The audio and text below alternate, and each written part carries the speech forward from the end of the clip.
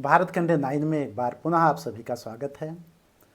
आप सभी को मैं धन्यवाद दूंगा कि आप लोग हमें काफ़ी सपोर्ट कर रहे हैं। आज एक विषय के साथ, नए विषय के साथ मैं उपस्थित हुआ हूं। साथियों, यह संसार किसके अधीन है या ब्रह्मांड किसके अधीन है, अथवा फिर हम किसके अधीन हैं, किसके प्रशासन में हम हैं, किसके शासन में हम हैं, ये जो दिखाई पड़ता है विराट ब्रह्मांड, ग्रह नक्षत्र तारे, आखिर ये सब किसके अधीन है? तो यह बड़ा जटिल प्रश्न है, लेकिन हमारे ऋषि मुनियों ने इस जटिल प्रश्नों को भी अपने खोज के द्वारा साबित किया, बताया कि आखिर हम किसके अधीन हैं और क्यों हम जन्म लेते हैं, क्यों मृत्यु को प्राप्त होते हैं। ये सारी चीज़ें हमारी ऋषियों ने पहले ही बताई है। साथियों, इसका सबसे बड़ा उदाहरण आपको बृहदारण्यकोपनिषद में मिलता है। यह है बृहदारण्यकोपनिषद, जिसको बृहदारण्यक उपनिषद कहा जाता है। ये गीता प्रेस से है, तो अभी इसको मैं बाद में संदर्भ लूँगा। साथियों, यह एक शास्त्रार्थ हुआ था, उसी का वर्णन जो है बृहदारण्यकोपनिषद में किया गया है। हुआ क्या था कि एक ऋषि थे जिनका नाम वचकनु ऋषि था, वचकनु ऋषि था। तो उनकी एक पुत्री थी, उनका नाम गार्गी था। और ये जो गार्गी थी, इनको वाचकन्वी भी कहा जाता था। वाचकन्वी का मतलब होता है वचकुनी ऋषि की पुत्री के नाम से ही उनका नाम वाचकन्वी हो गया।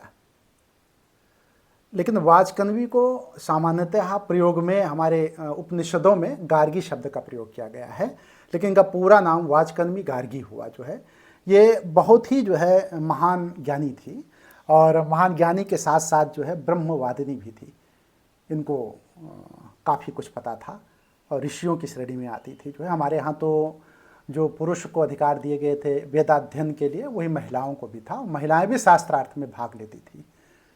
ये उपनिषद काल की बात मैं बता रहा हूँ जो है। तो देखिए होता क्या है, उसी को मैं डिकोड कर रहा हूँ कि जो गार्गी का शास्त्रार्थ हुआ था, आखिर वो शास्त्रार्थ कैसे हुआ, क्यों हुआ, और उस गूढ़ रहस्य को, जिसको अभी मैंने बताया कि हम किसके प्रशासन में हैं, या ग्रह नक्षत्र तारे, या फिर ये सूर्य चंद्र जो भी दिखाई पड़ता है, ये किसके अनुशासन में काम करते हैं, किसके प्रशासन के अंतर्गत इन लोगों की क्रिया होती है, इसकी क्रिया होती है, सबकी जो है।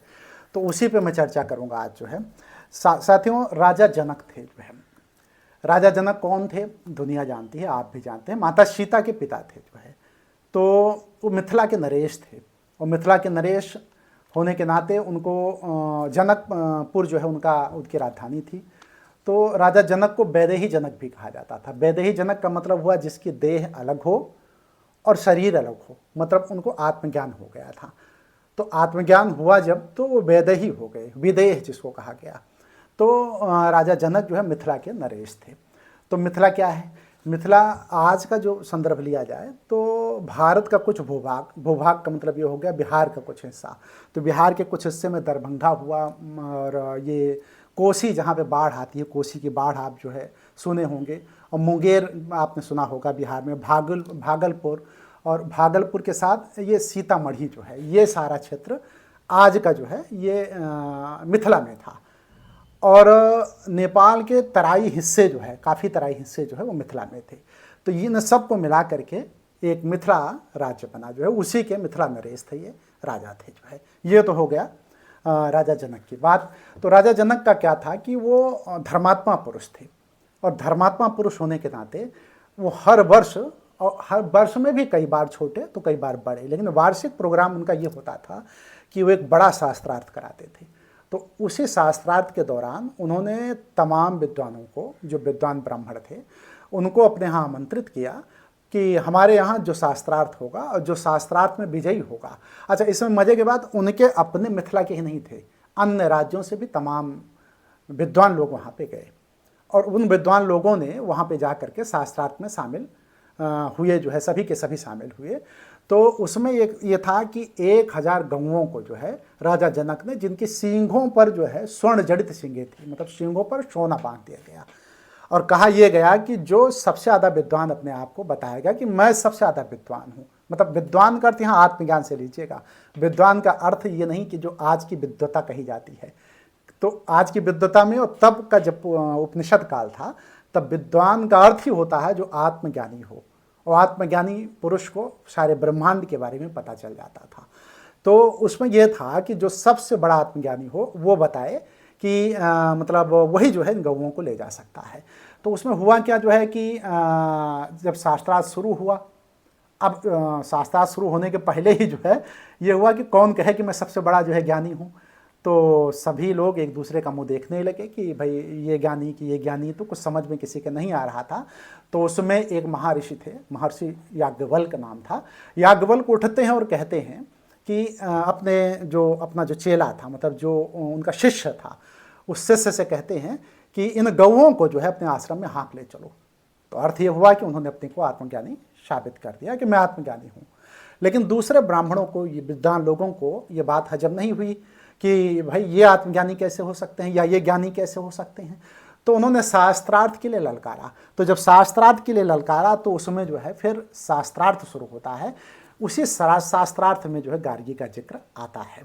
तो उसी की चर्चा मैं करूँगा जो है।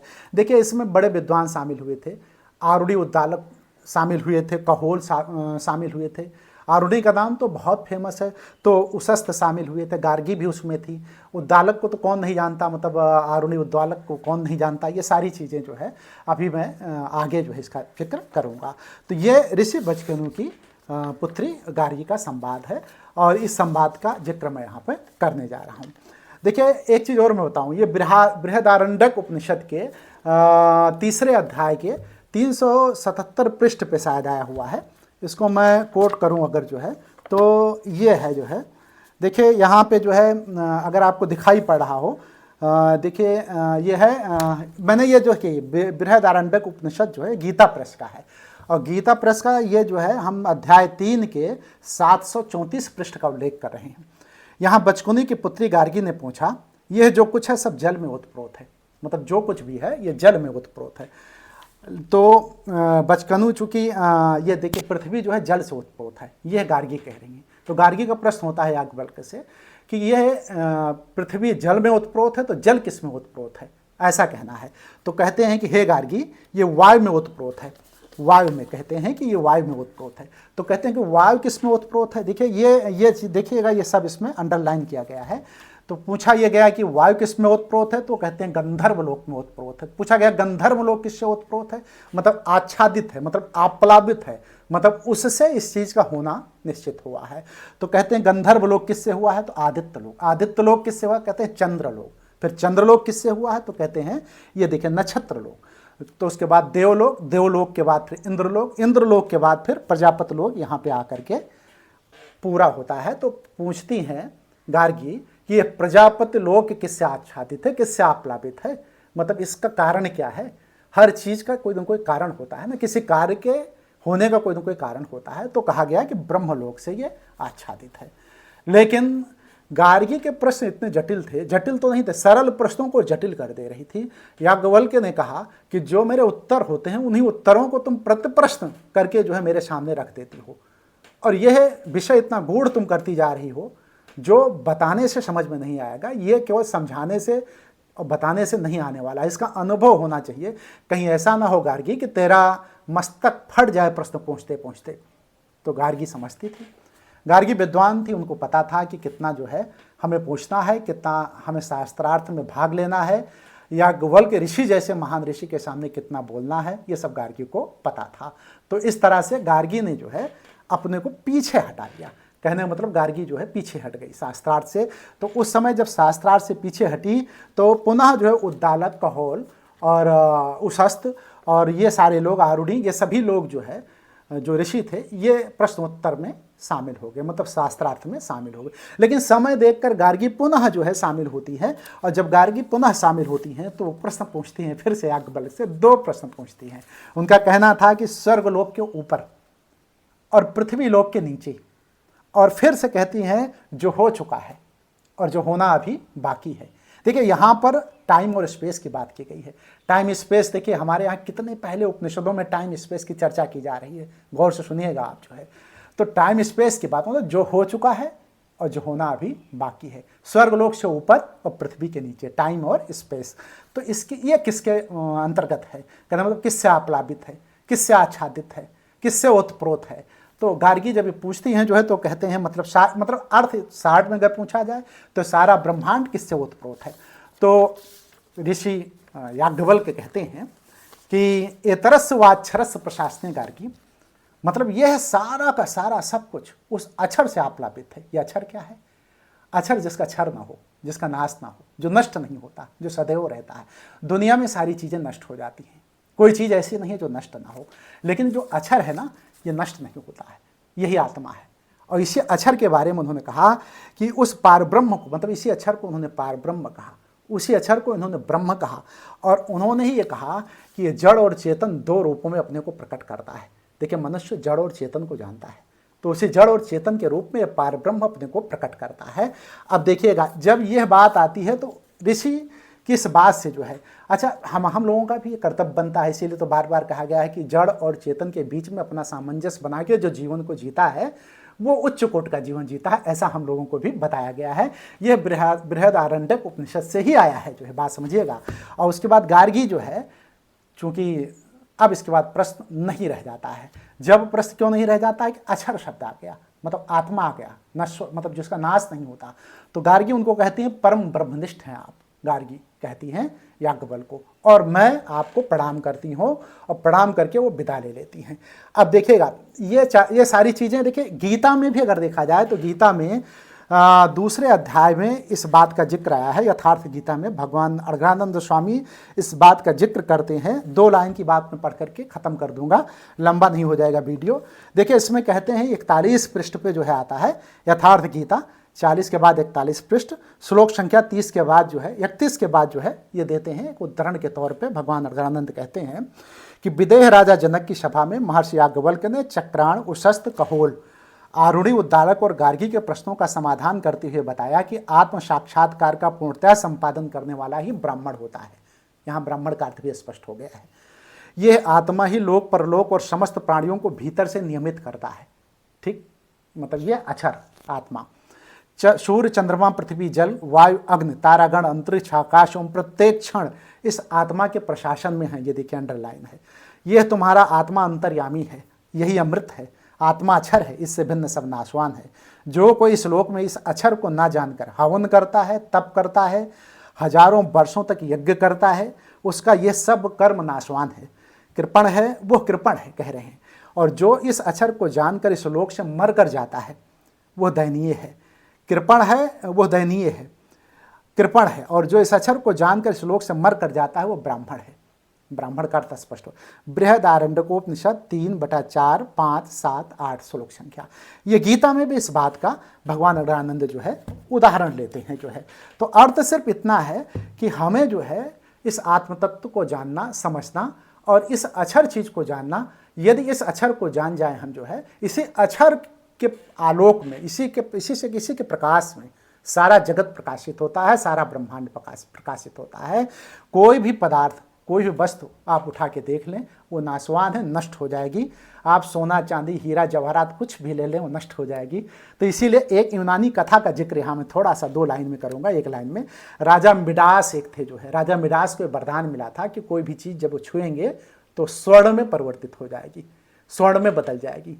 तो राजा मिडास बड़ा खुश हुआ। राजा मिडास की खुशी का ठिकाना ना रहा, तो उसने जल को उठाया पीने के लिए। जब उसको प्यास लगी तो स्वर्ण में बदल गया। और उसने कुछ खाने के लिए भोजन जो है जब करने बैठा तो जैसे उसने पहला निवाला उठाया वो स्वर्ण में बदल गया। तो बड़ा निराश हुआ राजा मिडास जो है, इतना निराश हुआ कि इस स्वर्ण से मुझे क्या मिलने वाला है जो है।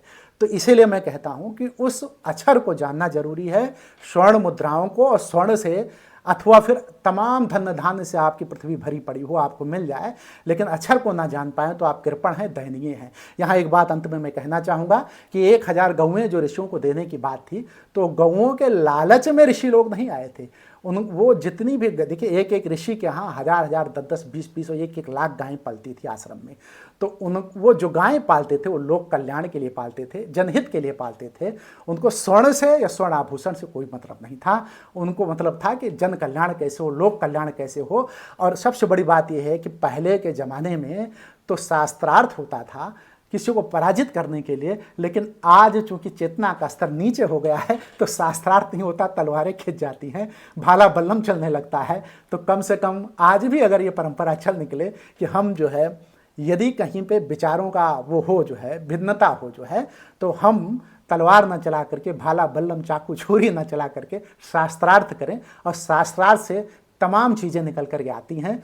तमाम ऋषियों के मत अलग अलग जो होते हैं, उन मतों के आधार पर जीवन और तमाम चीज़ों को जानने का मौका मिलता है। हमारे यहाँ वैसे भी कहा गया है, नासो मुनिरस मतम न भिन्नम। वो मुनि सिद्धांततः सैद्धांतिक रूप से मुन मानने के योग्य ही नहीं है जो दूसरे मुनियों से जिसके विचार अलग ना हो। तो अलग अलग विचारों का जब सामंजस्य बनता है तभी सत्य का प्रकटीकरण होता है। इसलिए जो है अब ये कहने वाली बात नहीं है कि हम किसके प्रशासन में हैं, किसके शासन में हैं। हम उस अक्षर के प्रशासन में हैं, उस आत्मा के प्रशासन में हैं जिसको हमने कहा ईश्वरा सर्वभूता नाम हृदय से अर्जुन तिष्ठत, और जिसको हमने कहा कि उसी आत्मा के आलोक में सारा कुछ प्रकाशित हो रहा है। अपनी बात को मैं ख़त्म करूँगा, विषय चूँकि लंबा हो रहा है।